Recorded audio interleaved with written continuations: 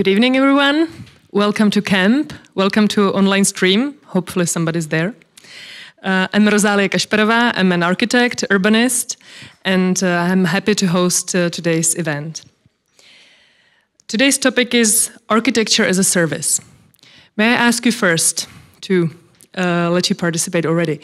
Who has been or is currently studying architecture or landscape architecture or any design field in their life? Who has it doesn't even need to be finished yet, so most of you has been studying something like this. So I hope this will be a very interesting evening for you, because we will be discussing what does it take to prepare architects of the next generation, and how architectural education can nurture, and wait for it, empathy and imagination, and reflect the current challenges in society and the globe. What role should architects and architecture play in this world today? And how the profession that shapes our environment and the life can contribute to a fairer and more sustainable society. We will hear a lecture by Sarah Whiting, an architect, dean of Harvard Graduate School of Design, and the chair of the jury of Roundscape competition. Thanks to this competition, we have Sarah in Prague, so we can have this lecture. Thank you very much. And the lecture will be followed by a discussion with two other architects, Reginou Loukotovou and Mariou Topolčanskou, and you will hear about them later. So I hope you enjoy tonight, and Sarah, welcome to the stage. Excellent. Thank you. Thank you for coming. It's good to be here. And thank you to CAP. Thank you to Yvette, Igor, and Karin for bringing me for a fascinating competition. And I think the Roundscape competition is a good model for how competition should be run. So it's very exciting to chair it. It's very frustrating not to participate in it. So thank you to everyone. So the suggestion we had in talking before tonight's talk was to frame this evening around the question broadly of how we prepare the next generation of architects to combine design excellence with a responsible role towards society. So that's at once an urgent and a timeless question.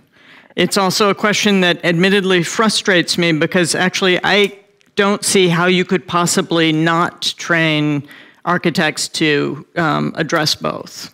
And so for me, it's a kind of obvious question. And I warn you that a lot of this talk will be obvious in return. So that's where I stand. So this is Gund Hall. This is the mothership of the Harvard Graduate School of Design. It's a building that was built in 1972 by the Australian architect John Andrews, who had graduated from the school just a few years before. So imagine getting that as one of your first commissions. It's pretty amazing. I had a few conversations with him. He died actually just 2 years ago, right as the building was turning 50. But I had a few Zoom conversations with him during COVID where he really wanted to do an addition to the building. So it was very interesting talking to him about what he envisioned. I'll come back to our building and the role it plays in our education.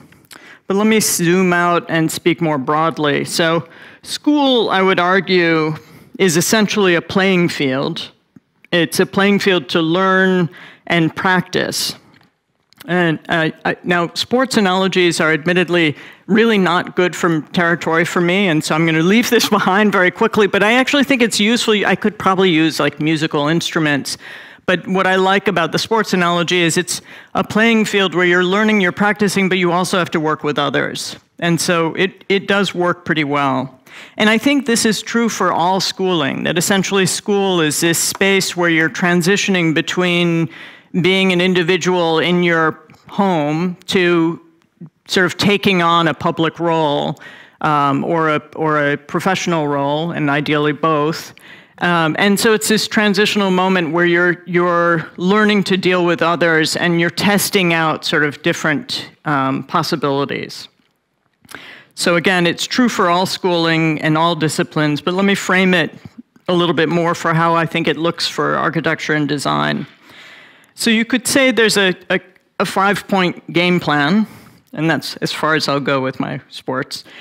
Students in design need to learn how to look closely. They need to learn how to think critically, and in so doing, they need to learn how to develop opinions. They need to learn how to engage others who aren't like themselves in this new milieu. And they need to project forward. They need to graduate going out into the world with an ambition to make the world better. So this is my take. I also don't think this is new. So part of what we're talking about is sort of things that might be changing education right now, but actually I think this has been what a design school ideally should be doing and should have been doing for a while. So it used to be easier to do these things, to sort of encourage students to develop strong opinions. And that was in part because architecture schools and the profession at large used to be rife with fierce, passionate debates. This was a time 25 years ago when Jim Moore's film Fight Club was first developed, when it first came out with Edward Norton and Brad Pitt. It's actually just been reissued. But it essentially captured the time in our field as well. So we had modernism versus postmodernism. Whose camp are you in, right? And that's how it was. There's a different kind of camp than this one. Box versus blob.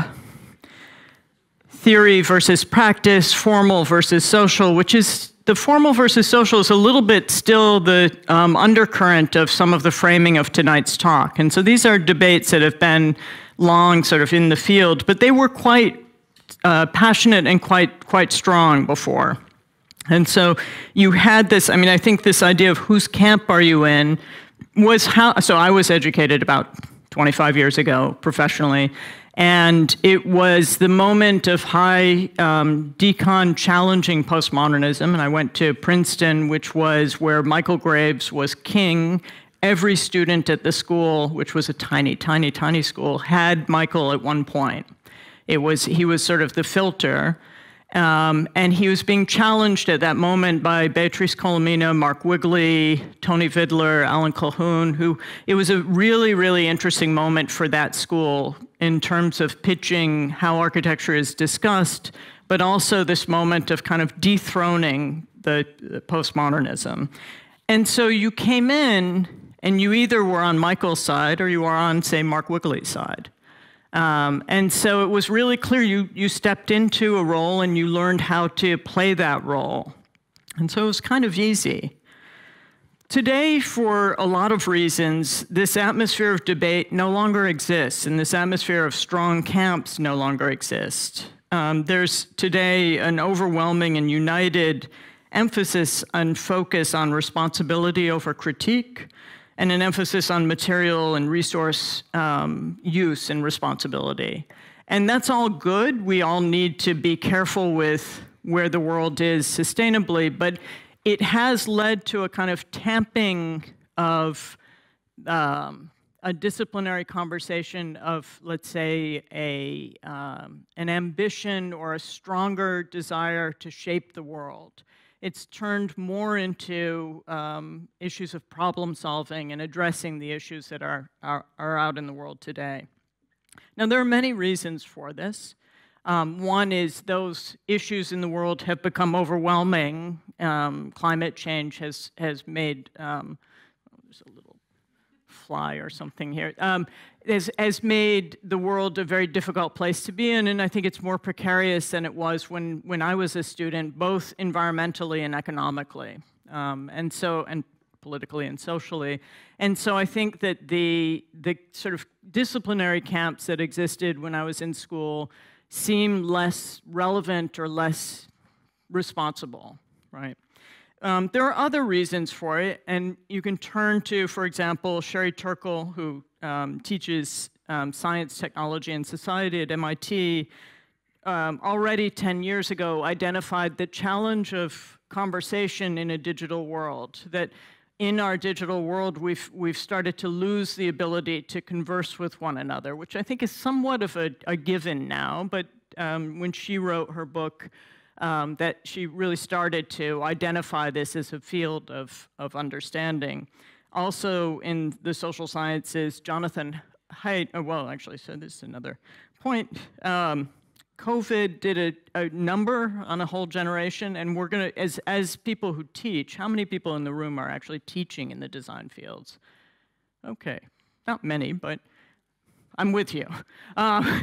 So when you're teaching, we're dealing with the fallout of COVID, of all these students. I don't know how it was dealt with here, but our students stayed home for a full year, and then the next year were in studio, but with masks, and so they weren't in studio much if they could avoid being there because it wasn't pleasant to work with a mask on all the time. And so all of a sudden you had a generation that started working at home. We have the remote work coming about, and so this has changed society as well.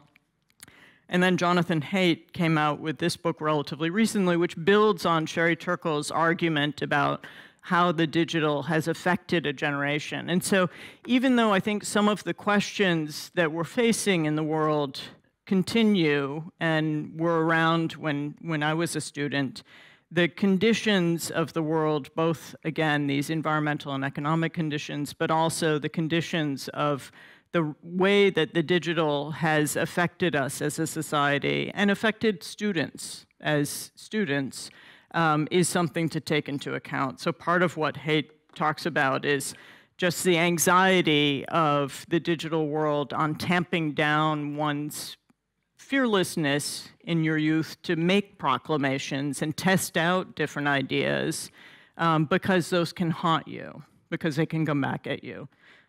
I realize tonight is being recorded, and I have to admit, even I had a little bit of anxiety of, okay, I have to make sure I don't make any off comments that then come back at me. And so this is a reality of our new world and what our discipline deals with. So the role of design schools, however, I would argue, hasn't changed. It still shouldn't be pure professionalism or problem solving. And if we did that, we could go back to an apprenticeship model, which is perfectly valid, but then I would say, dismantle all these expensive schools of design and put people back in offices and say, okay, the experiment of design education didn't work. I personally believe that the value of still having this playing field for teaching students how to develop their own beliefs of what's important in the field and what we can do as architects or designers is valid.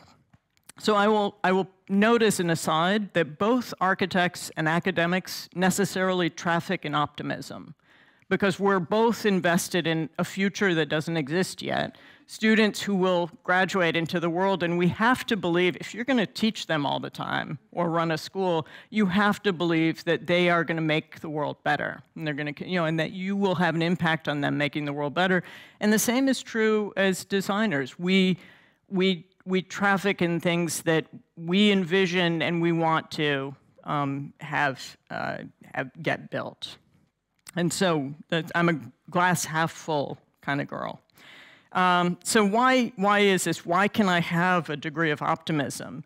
And I would say that previously, there was a lot of noise and excitement. There was this sense that these rife debates made you feel like you were part of something. It's like being part of a fan club for a sports team, I guess. Not that I am one. But so there was this sense that there was something important that you were part of, a collective. But at the same time, I would say that students could envelop themselves in an accepted camp. They could essentially step into that role without putting a huge amount of thought into it and feel quite safe sort of saying, okay, yeah, I'm going to be on Michael Graves's camp, or I'm going to be in Mark Wigley's camp. And they could adopt all of that without developing their own opinions. And so in a way, even though it was such a time of excitement and discourse, I think that it also led to a kind of stymieing of where our discourse was going in our field. So so I would say our job is really to convince students that the real valuable work is evolving your own point of view, which is actually harder than than sort of laying a blanket over them or a puffer coat. That's really one big puffer coat. So one diagram of an architectural education, or again, any education, or I would say probably a diagram of an architectural life, is a constant thesis in and thesis out, a feedback loop where you're constantly testing proclamations or ideas, you're getting feedback, you're evolving it, you're examining it, you're evolving it, and then you're testing it again. So I would say, 4 years of an architectural education, you could say, is this sort of evolving feedback loop of proclamation might be too strong a word, but essentially of your position. So the challenge is, how do you do that in a school? How do you, it's a real, what did they say, high touch kind of education, because you're aiming at how do you develop this in each individual. So how do you train judgment? Something that we associate with law schools, and I will say my twin brother teaches in a law school, just around the corner from me. And how do we tackle this idea of judgment, and without it being a sort of anxiety again of either camps, or that you'll be held accountable through social media for something that you may change your mind on, right? How do we do that? How do we engage judgment?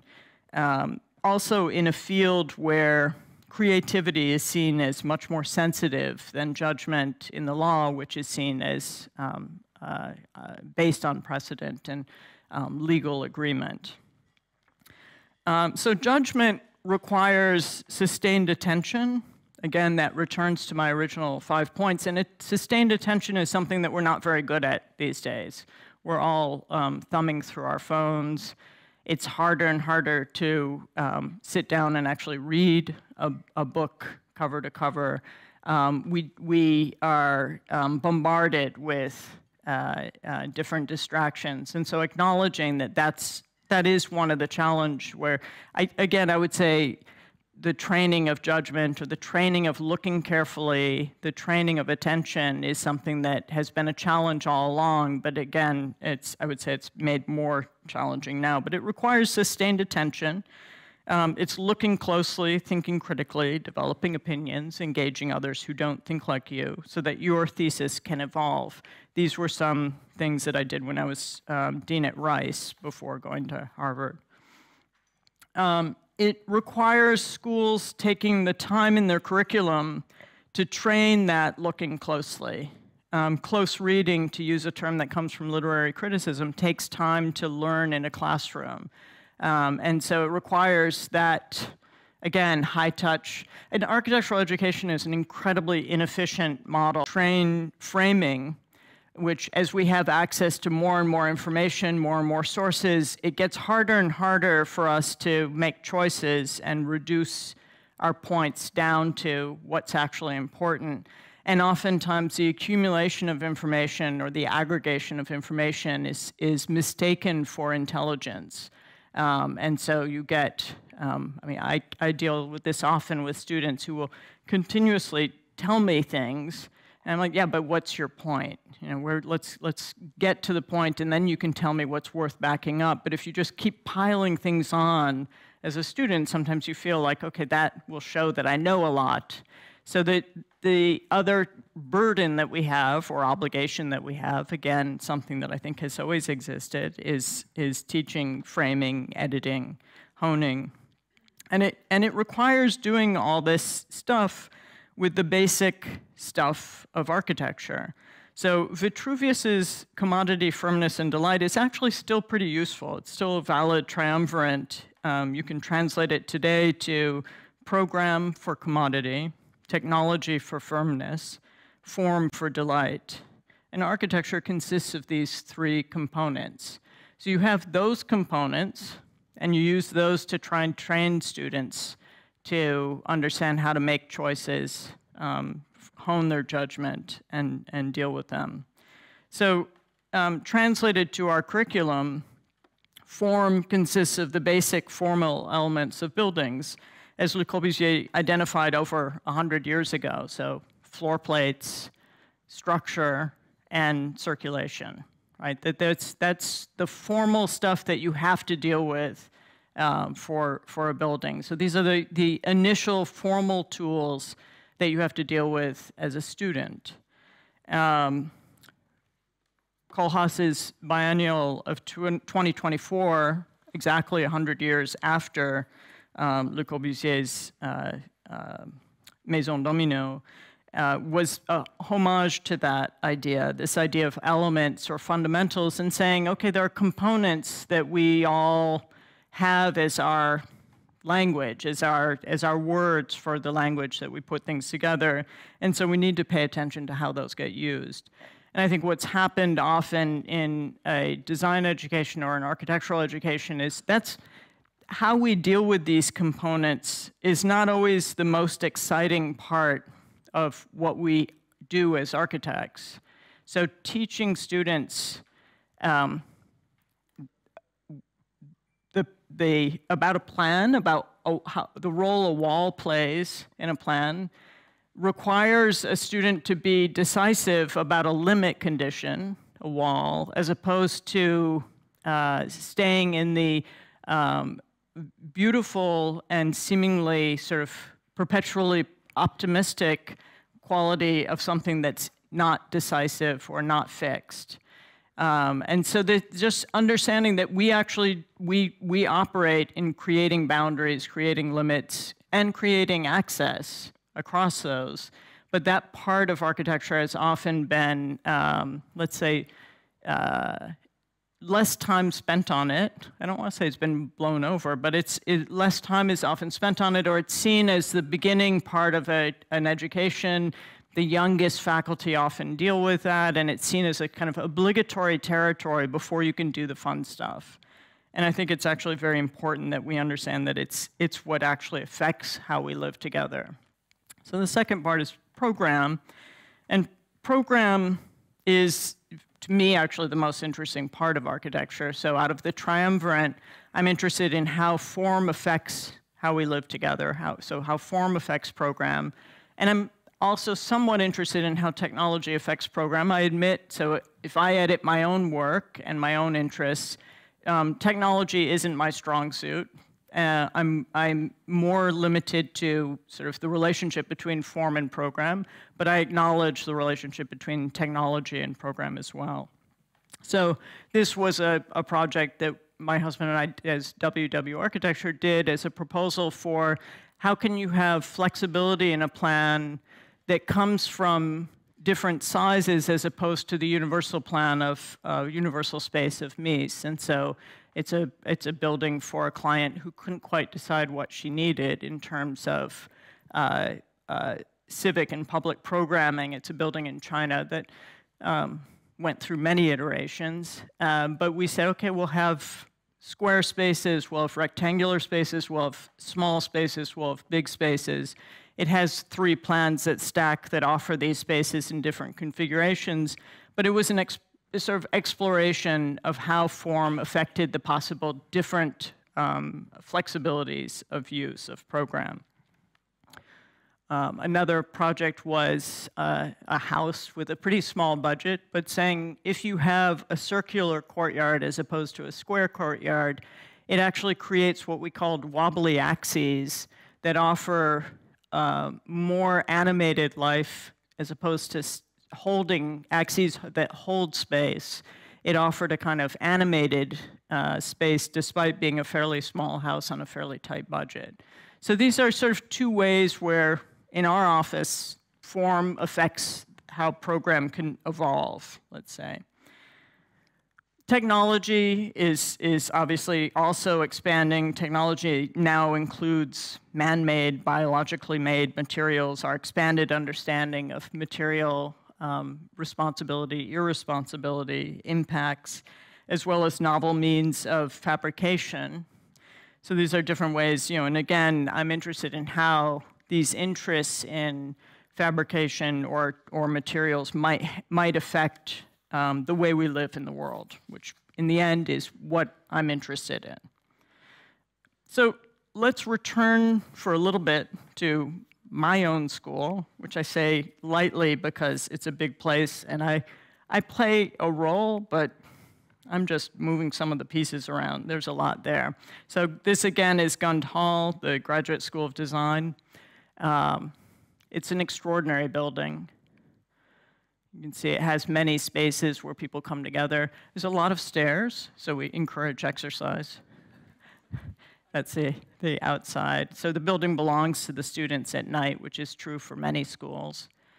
And this is the amazing thing about what John Andrews did. He created an architecture school where 80% of the building is devoted to the desks for the students. So this big space, which we call the trays, it's 5 levels of desks, 640 desks that are essentially all under one roof. And the students shift their desks every semester depending on what studio they're in. So one semester you might be in an architecture student that's adjacent to landscape architecture. Another semester you might be adjacent to another architecture studio. So it's constantly moving this body of students around the building, which is a deliberate way of saying the building itself can create the possibility of conversation that crosses the disciplines.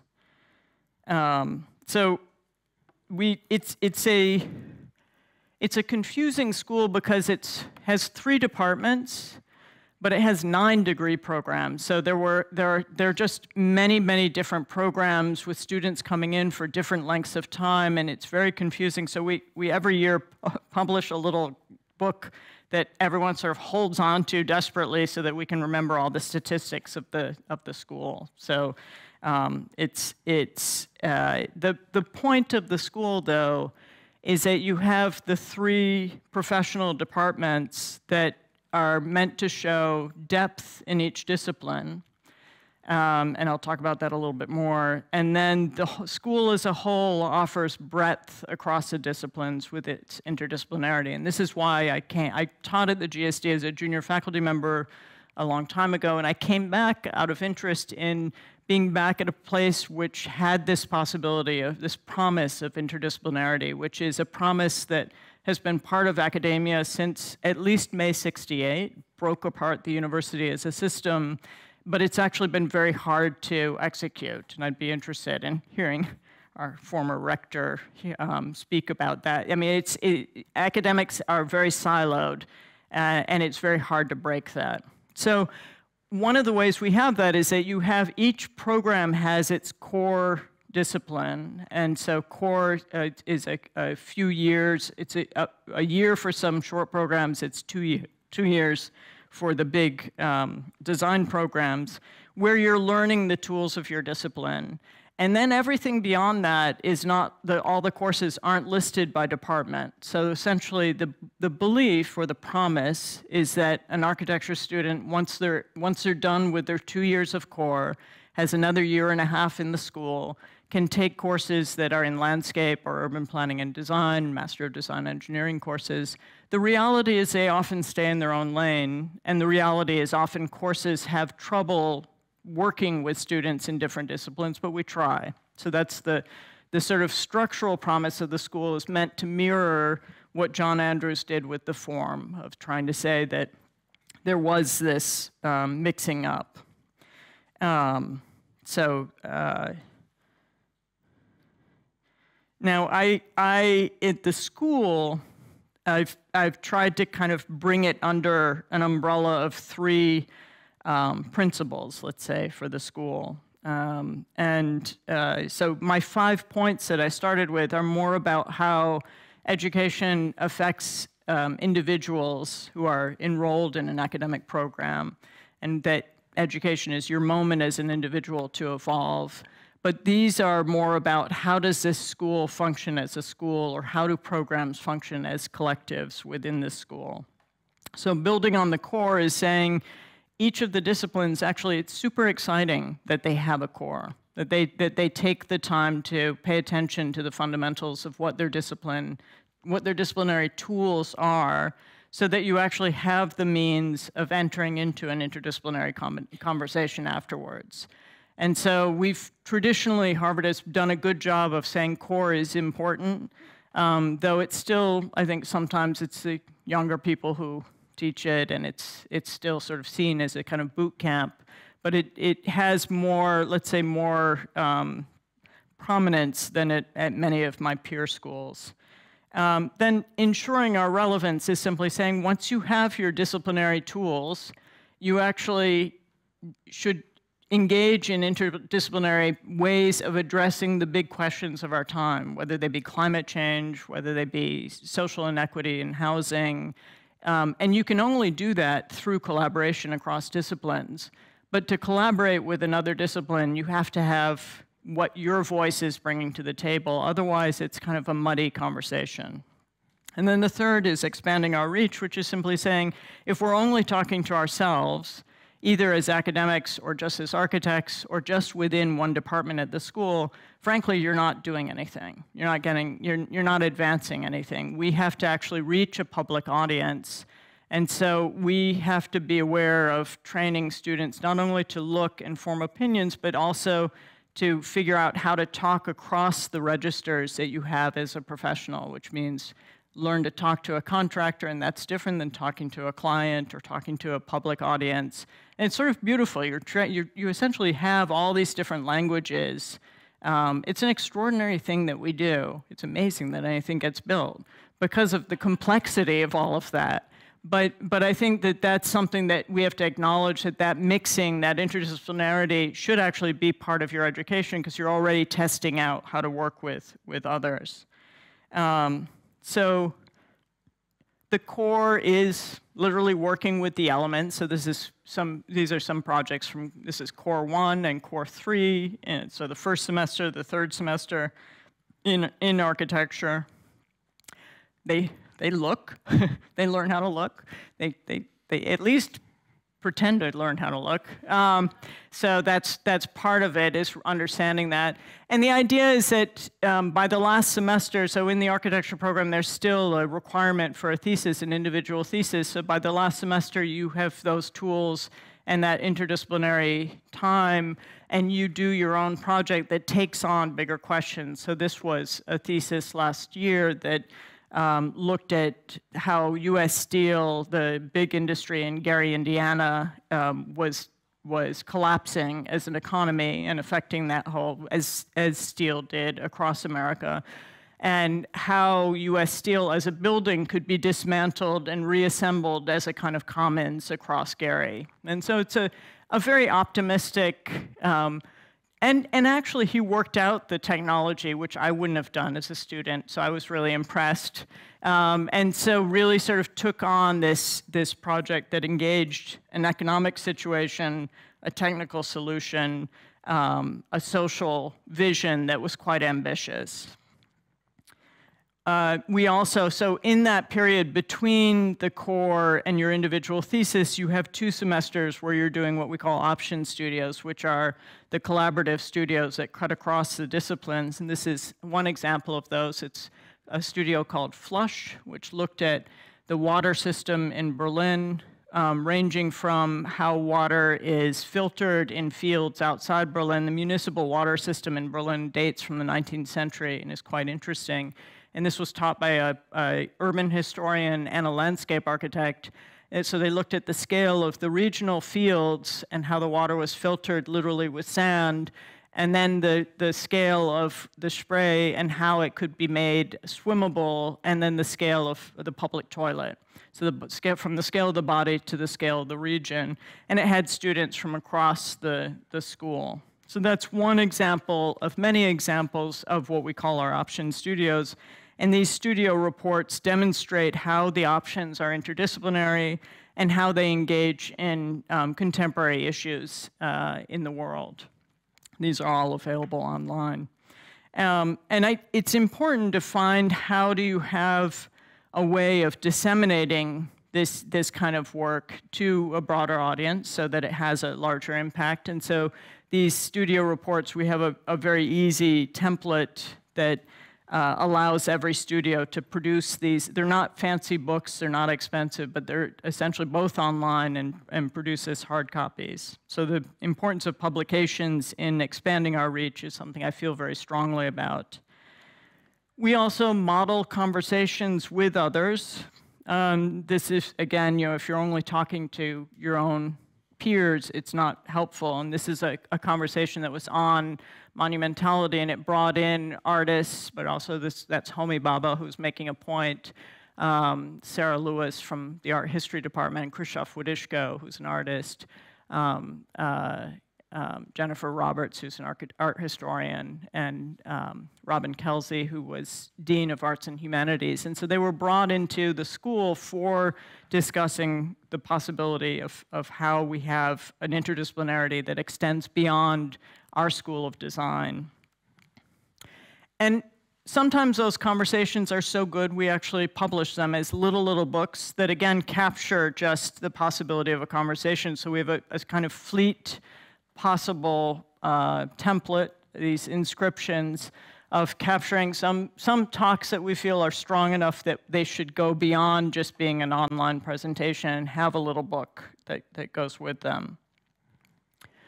We also have exhibitions. This was an exhibition by an architectural historian, medievalist named Christine Smith, and it was about this historian, Kenneth Conant, who was at Harvard for 50 years, and his big focus was the Abbaye de Cluny and trying to reconstruct it.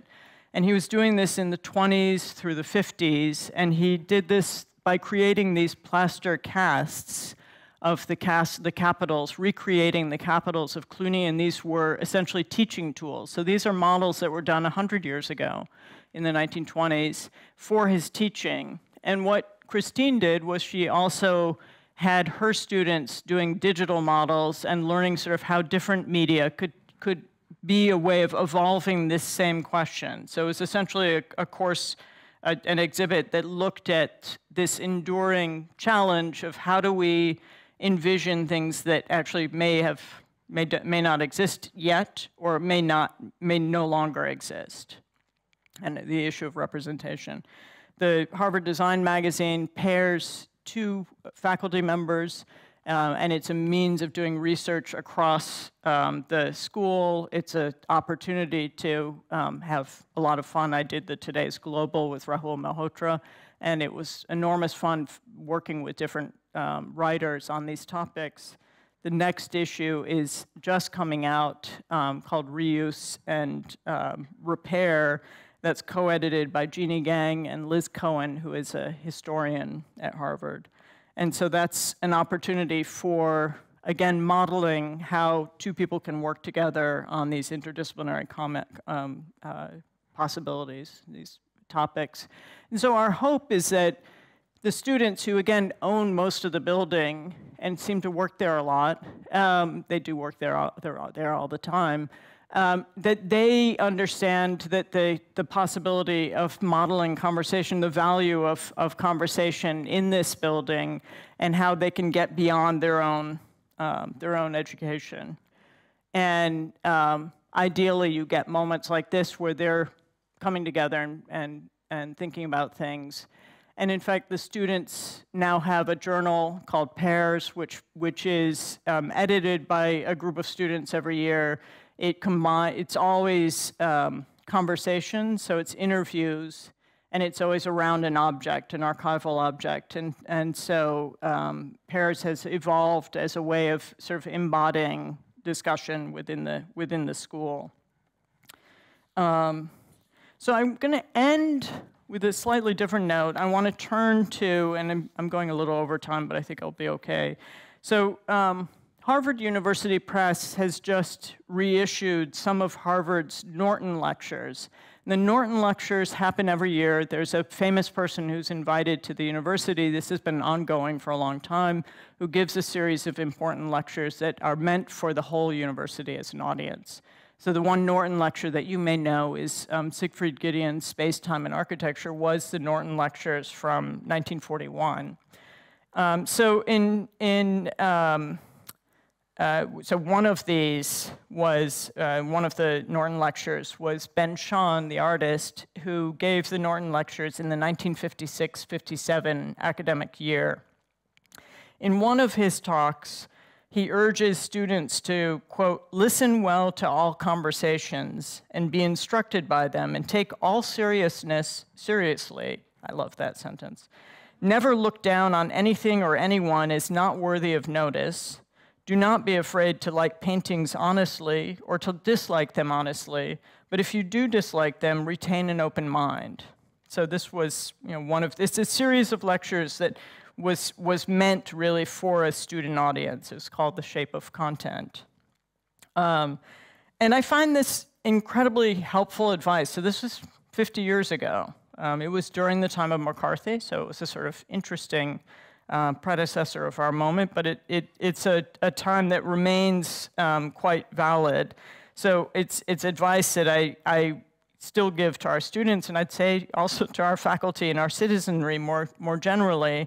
Learning to engage in conversation doesn't mean striving to be the loudest or the longest voice in the room. We all need to slow down, listen carefully to the points that others are making, and evolve what we're trying to say in exchange with others, rather than seeing a discussion or a review of a project or a conversation only as an opportunity to deliver a prepared point or win an argument. And I think that that's part of the challenge. If you go back to the Sherry Turkle or you go back to the Jonathan Haidt, we've lost the ability to have a civil conversation. And I think that that's part of what I would urge. And another one of Sean's Norton lectures was entitled On Nonconformity. And it pushes further as this advice that he was giving students to develop their own point of view. He says in this one, he encourages them to resist the conformity of peer groups. And this sort of goes back to the puffer jacket problem. He says, resist the conformity of peer groups, of tradition, and of archetypes. Although he also warns against what he calls copybook nonconformity, which is, I think, a very important point to recognize that nonconformity can turn into its own form of conformity. It can also be quite predictable and established, even if hidden under a thin veneer of avant-gardism. So he was writing this advice in the 50s, but it's a timely advice. And let me quote or finish with a final quote from him from 1952. This one comes from, or I got it from the catalog of this exhibit, which is on show right now in New York, of his posters and paintings and drawings. So he says, if either art or society, and I would put architecture and design in this as well, is to survive the coming half century, and again, this was written in 1952, it will be necessary for us to reassess our values. The time is past due for us to decide if we're a moral people or merely a comfortable people. It's not the survival of art alone that's at issue, but the survival of the free individual and a civilized society. So Ben-Shahn understood education, conversation, and the arts all as a means of confirming, not conforming values. And I would say that's really what an education should be all about. So instead of ending with that, I'll just end with our friend Remy, who doesn't belong to the school. He lives nearby, but he spends an awful lot of time in our school. So we'll just have Remy as a kind of background figure to keep us in our conversation. So I'm going to give you back the microphone.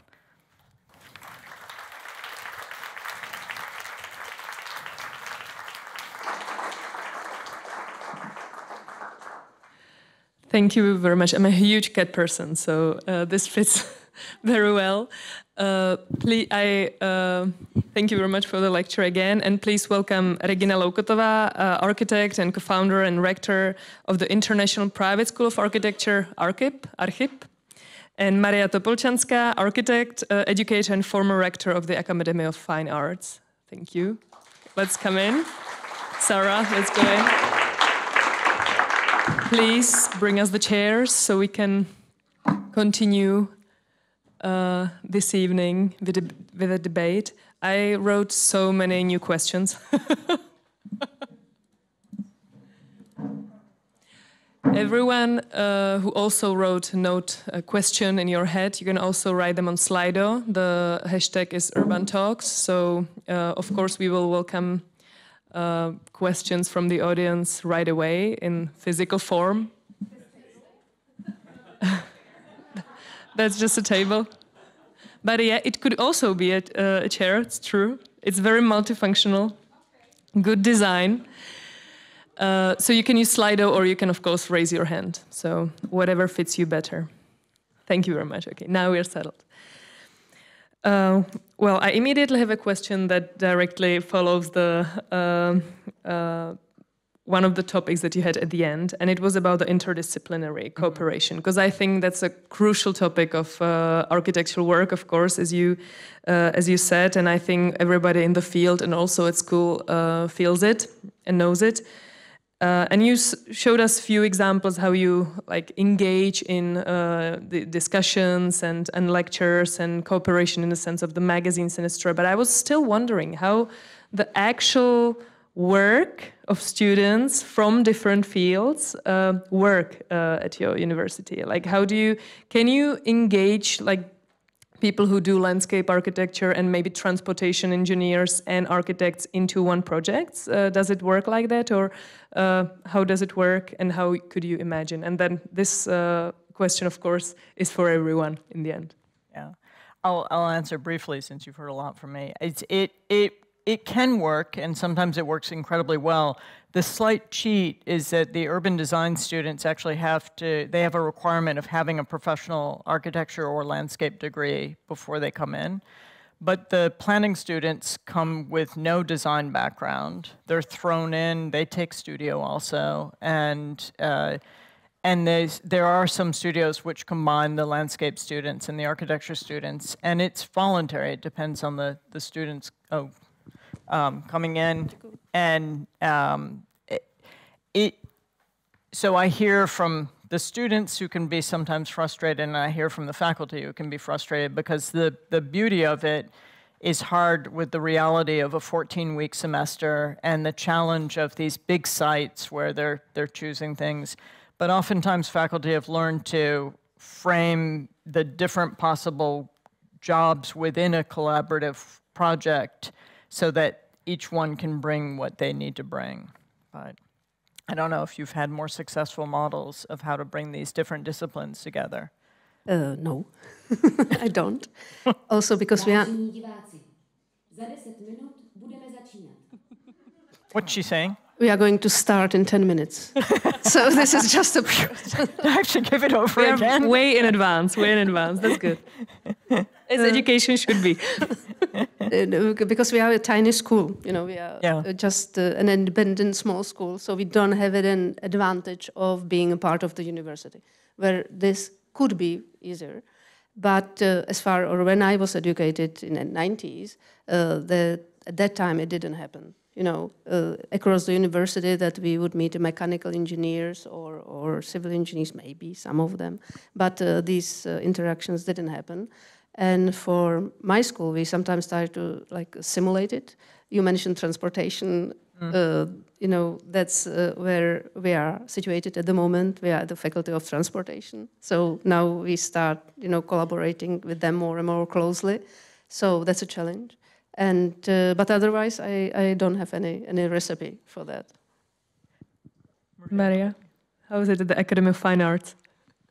Yeah, this is already an advanced school, which often gets students who are already graduates of other architecture schools. And I just think it's, and my background is at large technical faculties of architecture as an educated architect. I'm a registered architect, not in Czech Republic, but I went through large factory, large schools of architecture, and then I'm an educator for 7-8 years at Tiny, the oldest advanced school of architecture, where there is maximum 20 students of architecture, and the others are fine artists or conservators, which is also very interesting to have architects in minority. It makes a good dynamic that it's teaching them or us not to be the dominant ones. But this transdisciplinarity, I think it only depends on which kind of practices of flexible study plans the schools do in small schools or large schools. Mm-hmm. I went through large faculty which proclaimed super transdisciplinarity, and I graduated 6 years long studies in Slovakia, and only at a small tiny postgraduate master with Ignacio de Sola Morales in the early aughties, I found out how humanities are a very important transdisciplinary field, and especially when the school is run by an architect. So it depends how the study plans are composed on small or larger scale. I think it's like, it doesn't matter. Can I just say one thing? Because I want to say thanks so much, Sarah Whiting, for one thing, that after 3 or 4 years that I was in a public role as a she rector, I never met other dean or she rector of architecture in a public debate, not even Regina or others. So it takes a rector of Harvard Genius School, and I'm so happy for that. But it also shows how we are not kind of used to be invited to the public talks when it matters. So for this, I thank you, because we didn't have chance. Only backstage, till now. Not even architecture magazines were inviting us to speak about our job. What is it to run the schools? Can I go back to the interdisciplinarity? Sure. I want to make one caveat, because I think that we have a certain advantage, which is, so we're a graduate school, and in the US we still hold on, let's hope a little longer, of a liberal arts education for the undergraduates, which means our first year students can come from, they could have studied philosophy or engineering, and so there's already an interdisciplinarity happening within each of our programs with the group that's sort of acclimated, and they spend so much time working together. So I think that helps, but I think it's still, they're so focused on learning then how to get from 0 to 60 in their discipline that they don't always give enough brain space to the other disciplines in the school. Yeah. May I add to this something, because I think we have it quite opposite. In the European system, we cannot admit anybody else than bachelors in architecture, urban planning, not even graphic design, So that makes it much more like narrower. Yeah, it's too bad. That's true that it is very different. If I may add my experience, I was studying masters in Sweden, and I was an architect from bachelor, and then in the masters there was actually people studying before urban planning, landscape architecture, even biology. And I was so perplexed when I found out who my fellow students are in the group. It was fascinating to me, because we of course had design studios, and it was more difficult or less difficult for different types of people. But in the end, it showed it didn't really matter what people studied in the bachelors, because the urban design especially can be so much more focused on whatever topic you choose, if it's more the climate thing, or more the biology, or more the social, or more water, or more buildings. And it was so interesting to see everybody debating each project within this group, exactly what you said. So I think it could be modeled, because Sweden also has this system of bachelor and then master. But it can be modeled as well, that if we kind of lose the master degree more, not only PhD, but actually also the master's degrees here, it could be modeled quite easily, the multidisciplinary cooperation. It's not perfect, but it's definitely a step forward. Another thing that comes with the multidisciplinary or discussion in general and communication is today the public participation and the co-design and the communication of architecture in general. It's not just what we draw and think of like building or public space in our office, but it doesn't mean it's going to be built. It's the public kind of who decides, and the politicians. How we teach architects and designers in general to be able to speak with the public, speak with the stakeholders that are not architects and not designers, and communicate the projects in a way that they can understand them and accept them, and maybe co-design them, so the ownership of the project is more public and not just like this star architect idea. What do you think about that? That's a huge thing.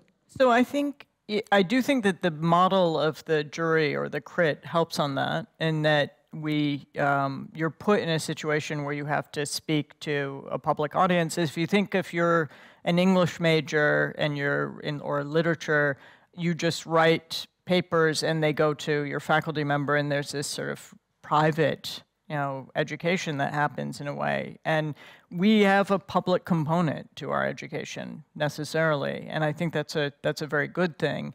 I've often wondered, I'm as bad at music as I am in sports, but I've often wondered at the fact that you have all these musicians who, because of music videos, have to have a public persona now if they're going to be successful as musicians, even, a folk musician. And that's not an obvious thing for someone who has a love of music or, a love of songs, of singing or writing music. And so I think we're not the only field, or certainly the arts generally have to sell their wares. And so I think it is part, but I think that the crit is a model that is a positive model. I think it's been attacked as being, as sort of promoting a starchitecture idea that you're the author, but actually you have to be the author of something to contribute to a collaboration in the future. So I think building some confidence for some authorship is actually a valuable part of our education system. Yeah, we have the same system, and on the top of that, like in the middle of the semester, we simulate for our students like real projects. We have a short workshop. We bring a real client, be it municipality, be it private entity. And we concentrate on one specific project, which are being developed by our students together with tutors. And also because most of our students are undergraduate. Mm-hmm. We have 3 years undergraduate program, and we don't hide from them like urbanism or urban design, as was hidden for us. It was kept till the master level, the 4th or 5th year. We just serve this to our students from very beginning, all this like broader context, and that indeed includes participation. Mm-hmm. And also what is important for me personally is the school outreach, how the school is acting within the society or within our community, what we give back to the society, and that's my kind of interest, what the school can do, how they can help in different projects, what that mean to engage students in different, levels of projects, and so that's how we teach that. That is interesting. I don't know if I would say I'm speaking much more. It's my longer position to be an educator, not necessarily within an institution. I also have been various years when I moved to Prague 12 years ago, public educator in small galleries, like independent space, not with the big institution in my bag, and not so much from the institutional role now, which I did almost 3 years. But as an educator, I must say it's the education as a kind of complexity of a public voice of architects should be contained in any education, because, okay, there are some presentation skills, but this can be used for selling something. It's more like a commercial skill to sell anything at your door, but much more to be aware from the beginning and at the school and beyond the school in the society that it's a public intellectual, basically, because if we are ones, then this is why there are literally the text even by law in authorized registered architects, right? If you deliver anything to the competition or somewhere in any stage of the project, there is a text-based part which shouldn't be just a formal. But as a public intellectual, you are responsible even all life if you would, or those who design only private tasks, or anyway, everybody with a private family house enters into public space, public image, a kind of image of a society. So I think those schools don't fail if it's not just this kind of skills added to be commercially successful and present anything, basically, but to be really coherent, and that's why this transdisciplinarity and transculturality, it's so interesting then that the schools that are transcultural, like Harvard definitely is one of the most transcultural schools because you contain cultures, people from different cultures. Here is much more homogeneous. Not us. Not in your case. Not your but then yeah. I just want to say that when you go through this kind of school, or in our case, we have big, we're a small school, but the professor teaching there is an international renowned architect in another scene than Czech, Swiss architect, Miroslavčík.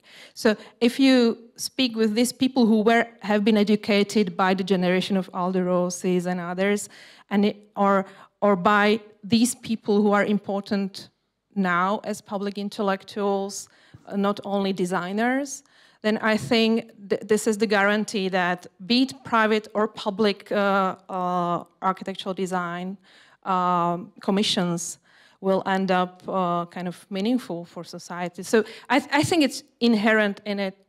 It should be an aim or a kind of horizon to educate architects as public intellectuals. So there was a missed opportunity today that all the students in Prague, all the design students should have been at the public presentations for the Miloš Forman Square, right? Because I think that actually was an interesting example of how do these 6 teams engage a broader public, and I think for students to have seen that would have been very helpful. What about facilitation of meetings? It doesn't need to be even with the public, but it can be with a private client who wants to design a house. It takes a special type of conversation and a dialogue to get the information out of the client, if it's public or if it's administration or if it's a family who just wants to design a new house. Is it skill that you've been learning, or if you've witnessed, or or you can imagine how to be teaching that to students of architecture and design? We wanted to introduce a rhetoric at the beginning. We didn't manage that, but we really, engage our students in presenting their ideas clearly from the very beginning. But I think my generation, we did it more intuitively, because at least nobody taught us how to approach clients, colleagues, let's say at the construction site, how you speak with people who work there. So that's a challenge, and what we do, we invite, again, like different people, based on their profession, their experience, and try to engage them in a discussion. That's what we can do. Within that, I'd say, communication skills, definitely to train. Yeah. But communication has been kind of commodified. So there's the kind of TED Talk persona, which drives me nuts, because that's like the puffer jacket of communication. It's a mode of speaking, or public radio in the US has a kind of way of speaking or telling stories. And I think that's the challenge of how do you encourage the students to develop their own voice? And that's where I find the Ben Shahn essays so interesting, in terms of how do you instill respect for others? How do you actually instill an understanding of conversation and dialogue and discourse, partly as a public intellectual, but also partly as a human being? And I mean, I told my entire school to read the Ben. That was part of my address to the school last Monday, was to read these lectures. I don't know how many people will, or if they'll pay attention, but I think nothing could be more valuable. So, can we say, is it a skill of listening? Maybe it's because it's not just conversation, but it's actually hearing what the other person is saying and reacting to that, not just saving my answer already done in my head for a 30-second speech. That's not something what we can cultivate that, but I think our students, they bring it from their previous education as well. I think that nowadays it's started, because I think sometimes I have a feeling that it's so difficult to change somebody. Even though you try, but each student had different background, different education. And we have students from different parts of the world. So, I mean, inspiration, showing good examples, that's probably the only way what you can do. Maria? I think architect or architecture collectives, if it's more often a situation today, are more like disruptors than facilitators, and in positive and a negative way, of course. But I just comment, and I still from the lecture slide, Sarah, that I was envying you. You were having Markus Miesen there on the program of the lectures, and his. And I teach, I have in my students reading this book, The Nightmare of Participation. We at least at the same time have to teach a kind of critical distance from what participatory processes can be, not to be just tokenism of participation, not to be just used as formal process, and to be aware that certain antagonisms and really this kind of civic conversation you ended up with, Sarah, contains certain arguments and disagreements, not necessarily kind of pretending we all can do something with a 100% consensus. So these figures of contemporary theory that I have privilege to teach, or even to teach from my students who last week were having state exams and presenting their research papers with such a good topics, also taking from Markus Miesen and others like architecture after work or architecture, non-architecture, or this kind of really critical, sometimes this topic, but very important kind of points. I think at least our students are, the better students are the provocateurs, the disruptors, than the facilitators as well, of course. I would like to be better facilitator. I was told I'm speaking too much always, so I think to listen is very good also. Does participation, I do think, yeah, we should get you guys talking. There is no questions on Slido, so it seems like you want to ask questions in real life. So I give you wait for the microphone here, lady in the first Thank you. My name is Elena Huberdorova. I'm a curator of the architecture collection in the National Gallery in Prague. And I was actually writing a question on Slido, so maybe this just didn't arrive, but never mind. So I was wondering, when you're designing the curriculum within Harvard GSD, if you intend to teach students anew, or if you are kind of taking in the existing structure in architecture, because what I perceive as a problem in architecture education, but I'm not educator myself, I'm just a curator, but that we are confronting with a situation that often students can't relate to the environment because they are thought still in this modernist tabula rasa discourse. So if you have any recipe or approaches. No, I think that's a very valid question. That's partly why the fundamentals have been left behind. And so how do you defend the fundamentals without falling into the solipsism of just the sort of the disciplinary discourse, or I do have some colleagues who still can obsess about what a stair does for all of humanity, it seems, right? And so I think that again, the pendulum swung too far away from understanding how we, as architects, again, we create boundaries, we create opportunities, and I think understanding how it is that that architecture and the forms of urbanism or landscape actually create the opportunities for populations to come together or for materials to be better shepherded. But we're not environmental scientists. We're trained as architects or as landscape architects. And so it's a mistake to leave what we actually can contribute behind. And so that's where the value of saying, okay, I've hit a limit point on what I've learned with my building academic exercises. I need to collaborate with other people and take on bigger topics, but figure out how I can contribute to them. And one side note, so I operate a big ship. I have the departments have control over the curriculum of their programs. I can make suggestions and sort of encourage things, but I don't have the control that I might like. that was said very quietly so it doesn't get recorded.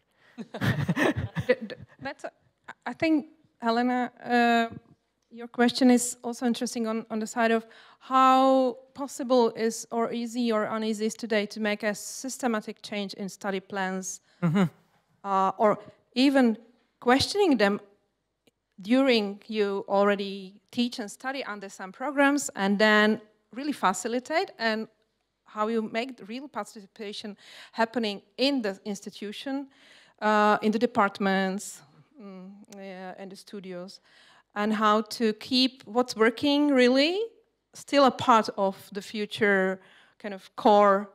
You had this core relevance reach 3 words, but this core is not only people or core programs, but also what is the core that is there and even survived in a very nice way in the study plans for long, and it really works, and confirming it by your top-down decision. But this participatory process, I just tested, it's pretty easy to change study plans, even in a school that didn't change them, let's say, for 35 years.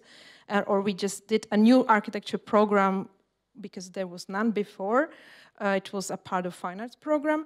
But it's very important that it takes place, let's say, the process is not fast, that it takes, let's say, 1 academic year, and key actors can say there will never be a 100% consensus. There can be disagreements, and there are, and it's painful. But systematic change in study plans under Czech legislation of higher education is pretty easy. It's other things that are keeping the study plans very frozen. And it's maybe just, it's easier to not making changes, not make changes with others, let's say on study plans. But it's legally, it's pretty easy on public educational institution. I don't know how it is for other kinds of schools.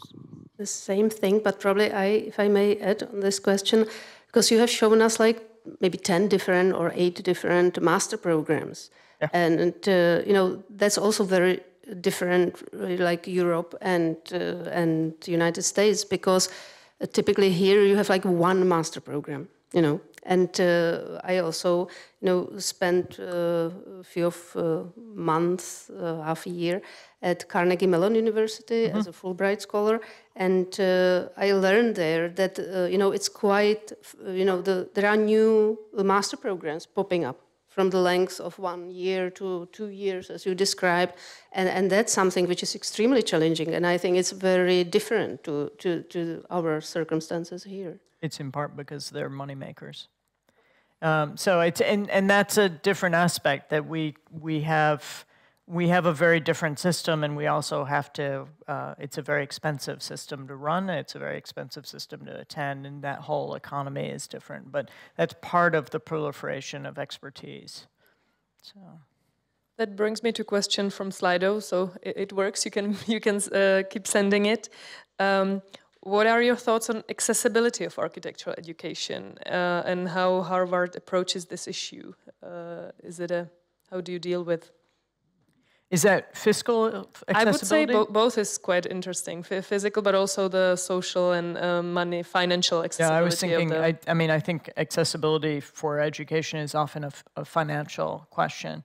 So, I mean, it was one of my big commitments coming in as a dean. We raised $8 million for financial aid, which sounds like a lot, but we have 1,000 students, and financial aid doesn't use it. 77% of them get some form of financial aid, but a very small percentage get a full ride. And so you can raise a lot of money, but it still doesn't go that far in terms of the need. And so I think that it's a very good question. I think the other issue to put on the table is the fact that being an architect, at least in the US, is actually a very hard profession to be successful financially as a profession. Same here. So yeah, there are very few places. It's interesting. You get on a plane and someone says, "Oh, you're an architect. You must be really wealthy." And you think, "What planet are you from?" But where this comes from, really? Like, who started saying that? TV is to blame. But I think that's, you know, so I do think that that's something that we have to acknowledge. But so given that, I actually think that an architectural education prepares you for a lot of different things because it teaches you to think synthetically, and it teaches you to communicate visually and verbally at the same time. And there isn't another education that does that. And that's a very powerful set of tools to go off and be, you know, a lawyer or work in tech or do all sorts of things that do make money, apparently. So the question, though, of how responsible is it to say, come invest a lot of money in an architectural education at Harvard, which is, it's an expensive degree. And so that's something that I weigh. Yes, if I just can say, I said 2 levels on accessibility of education as architects in this context here is on 2 levels. I think it's for good schools of architecture everywhere in the world, it's very important that the process is fair of getting at a school in case of public educational hours, which is still luckily common good and public good, so you don't pay really, or if very few.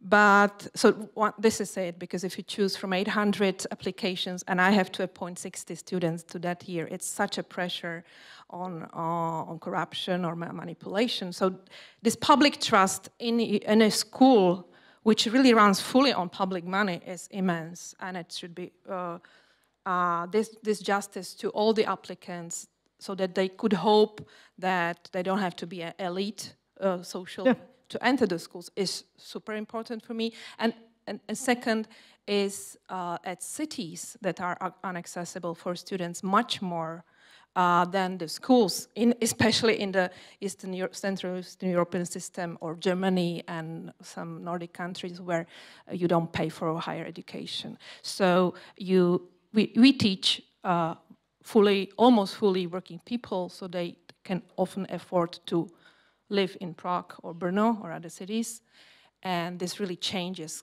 very much the culture, what higher education means. So in a city like Prague or Brno, where there is almost zero policy towards housing for students or housing for general public, the territory of school is the last resort where we meet across societal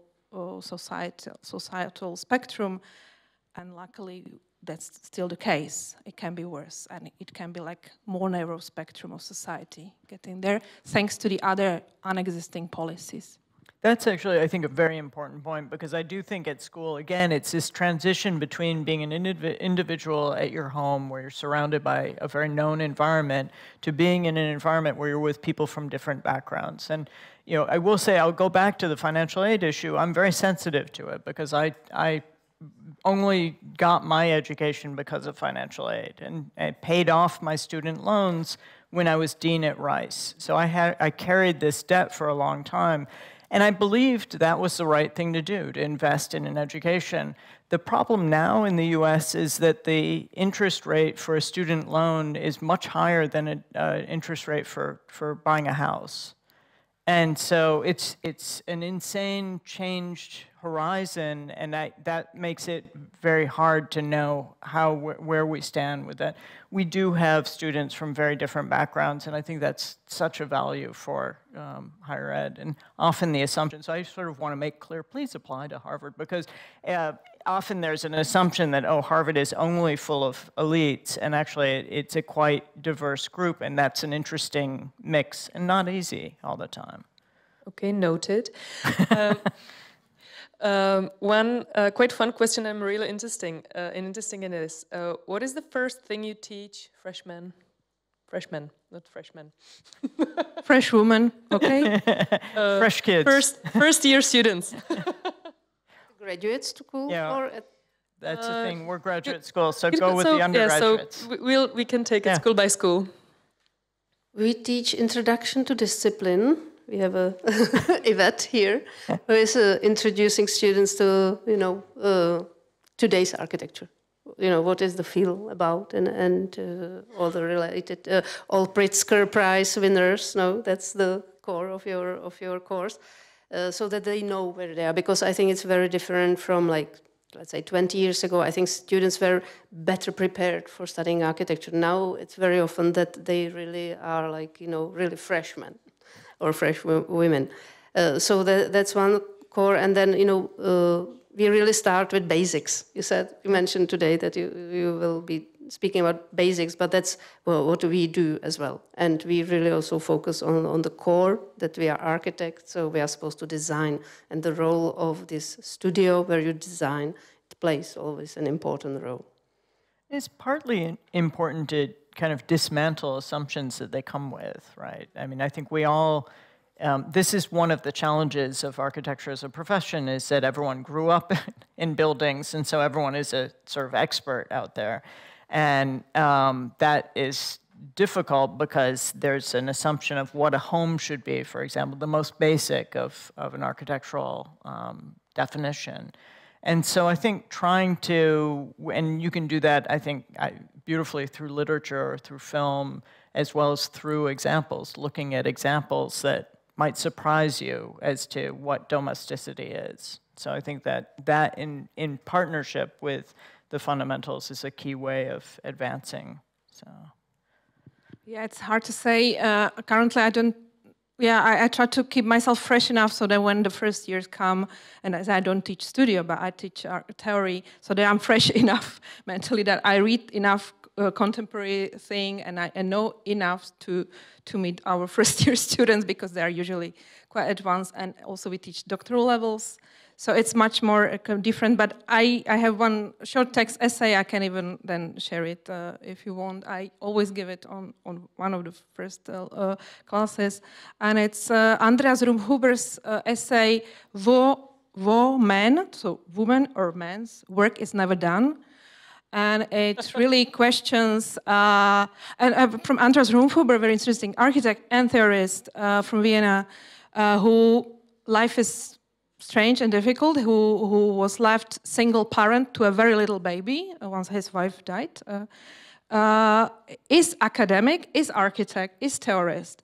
And he also sees how in these different roles, theoretical, practical, architectural, urbanist, you can get excluded. What kind of work, in fact, is denied to you once you are a single parent. It can be a woman or a man, a single parent. So it's very useful to start with critical ones, or the ones from Marcus Meeson or other, Gideon Boye, let's say, Nobody as an Architect. So a little bit, first essay to be really on the table, some questioning of why we study there. So if we have an agreement, what we are doing there and what kind of labor and work we study for, it's super useful that I can use their texts. Great. Other question there, lady in the striped shirt. Wait for the microphone, please.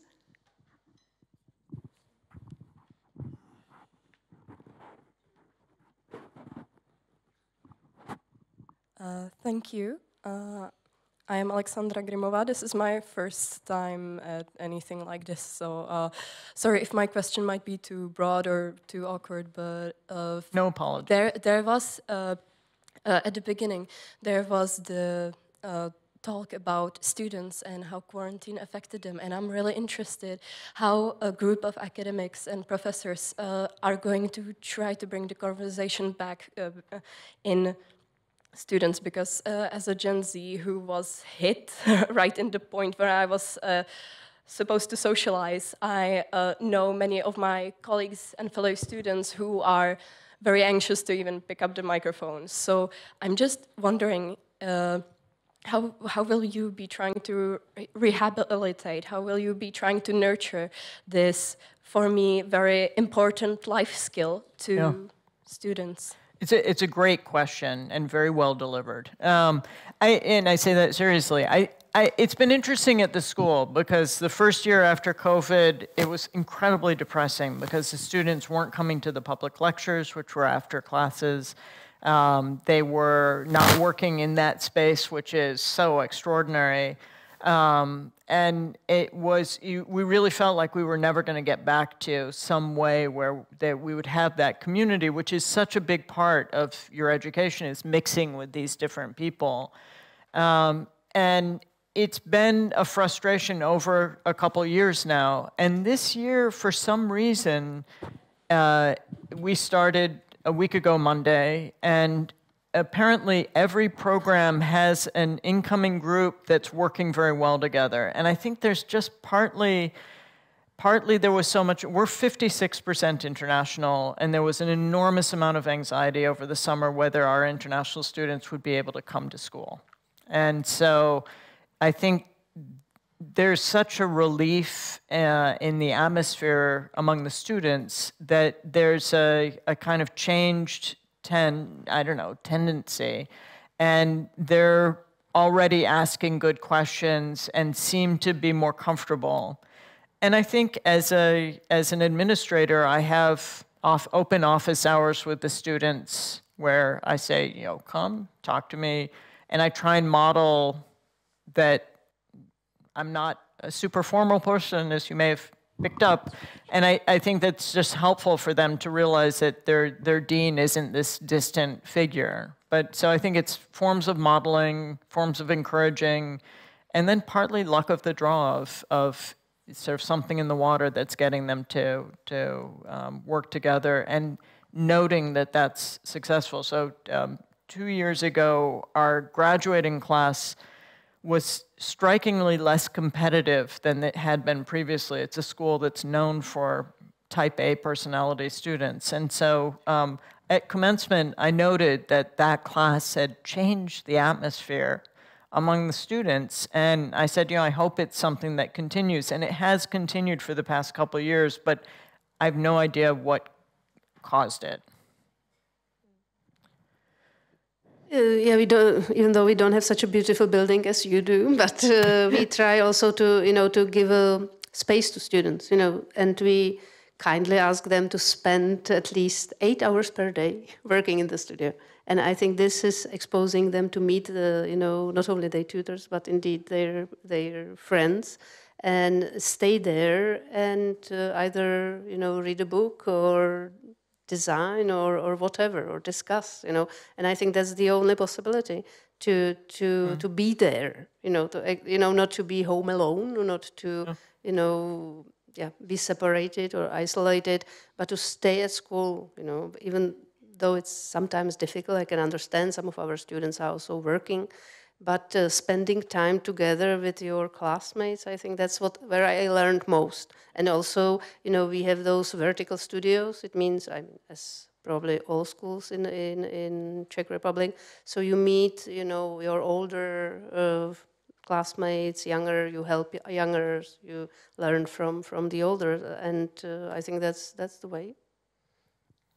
Yeah, I think it changed us all, and it's not coming back, right? So it's a kind of planetary or big cultural change that happened those years, and many of you were in the educational process, but also us, let's say, it also tested how you live, where you live. We are, my husband is also architect and teacher, teaching architecture design at a technical university. So we found out we are at the same time in synchronicity teaching at 2 different schools from one kitchen table. So it must have been also difficult for others, students, where they can receive or take part or not. Often I found out we were also, or I was lecturing to people who are at the office, at their work. But on the level of schools of architecture or art and architecture, I think we came back different with this experience, all of us, like a collective public experience. But that's why I knew, and it really worked very well. It was a hard decision, but I became a rector a few months after the peak of pandemic in early 2022. And I decided we need a space, a common space, like post-media space, post-studio space, where people from all studios can meet and do something and study together. So instead of long years plans to build a new building of our school, I instead decided, and we enjoyed having a kind of reused 100 years old cinema and gym, where everybody can make research, artistic research, architectural research, exhibitions, nearby our school, and it's not our ownership, it's a housing cooperative that leases it to us or rents it to us for 10 years. So I think when we come back from such a big hard thing that happened to all of us. The second very near one was wars around, but especially Ukrainian war attack of Russia that is so long now, but I was fresh at the public role, and we took a big proportion of Ukrainian students to us, and it was very short after big pandemic experience. And I think what we've learned during pandemic as this kind of collectivity that we need, a kind of solidarity that so much helped us in supporting and including the newcomers into our normal programs. So we lost a lot of lives and things in pandemic, but hopefully some practice in solidarity took place, which hopefully we use till now. So it's glass half full. Yeah, architects, optimists. We have time for one more question. If somebody is interested, okay, you're welcome to ask. Yeah, my name is Lucian Zell. I'm a poet, and I'm always hungry for insight. Hi. So just a very short poem. I'm just not going to threaten you with a long one. Goethe wrote that architecture is frozen music, and so I posit that music is melting architecture, whose lava-like glow rockets a spotlight onto the neglected majesty of the castles within us. So what I'd like to ask from each of you, because I'm a poet, so I'd like some great line that I can write from, something about architecture, something that, you know, sings in your mind, maybe you impart to your students. So just a great line, and maybe if we have time for that, just like why that line is so resonant for you. Thank you. That was not rehearsed. That's a great way to end this. I just start. I will not say a line, but 2 titles of a poetry book by my doctoral student. She's not a student. I take her as a researcher or colleague, and she's one of the best contemporary poets from Slovakia, Košice, and also philosopher by education and lawyer. And she's doing her research on good life today, and 2 books of poetry. One, so that you also find it and read it because it's purple. One is Domáce práce. I don't have an exact translation, which is a kind of homeworks or houseworks. And second one is My House Doesn't Have a Roof. So I stay with these 2, and it's not mine. I just hacked it from Juliana Sokolova. Read it. So where is the line? This was the line. Was the line. I don't have any at the moment. I don't do poetry. I gave mine away already in my time. So I think it's the Ben Shahn, the listen well to all conversations and be instructed by them, and then the phrase of take all seriousness seriously, which I think is just, I mean, I love language and sound also, and I think that putting those 2, seriousness seriously, is obvious and also just such a surprise and such a beautiful sonorous phrase. So there you go. But you have to footnote Ben Shahn, not me. Regina, you want to add something? No. No, thank you. Thank you very much, everyone, for coming and for this very intellectual yet fun conversation. And we only can do it this way. And I hope you have a lovely evening, the rest 3 hours or how much we have, and hope to see you in camp soon as well. Enjoy.